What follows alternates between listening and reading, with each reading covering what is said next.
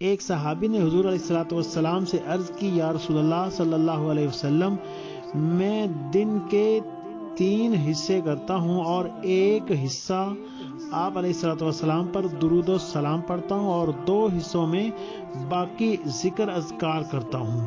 تو حضور علیہ الصلوۃ والسلام نے فرمایا، جیسے تیری چاہت، لیکن اگر درود پاک کا وقت بڑھا دو تو تمہارے لیے اچھا ہو جائے گا۔ تو صحابی نے عرض کی، یا رسول اللہ صلی اللہ علیہ وسلم، میں دن کا آدھا حصہ آپ علیہ الصلوۃ والسلام پر درود و سلام بھیجوں گا اور باقی آدھے حصے میں باقی ذکر اذکار کر لوں گا۔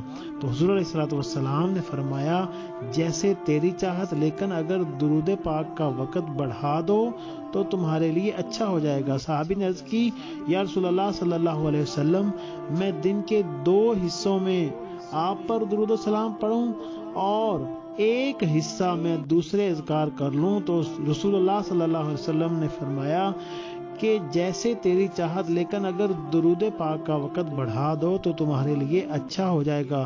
تو صحابی نے عرض کی، یا رسول اللہ صلی اللہ علیہ وسلم، میں سارا وقت ہی آپ پر درود و سلام پڑھوں گا۔ تو حضور علیہ الصلوۃ والسلام نے فرمایا، اگر تو ایسا کرے تو تمہارے سارے دکھ، درد، پریشانیاں، مصیبتیں ختم ہو جائیں گی۔